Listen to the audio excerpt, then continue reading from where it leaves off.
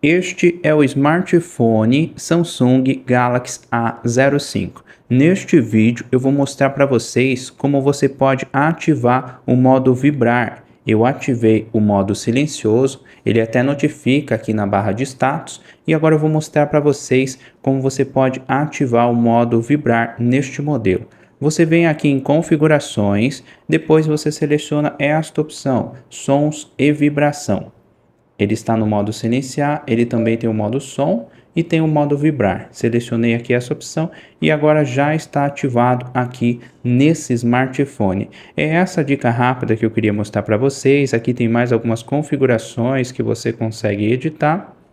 Espero que esse vídeo tenha te ajudado. Não esqueça de deixar seu like e ele até notifica aqui, ó. Pode ver que o ícone na barra de status mudou.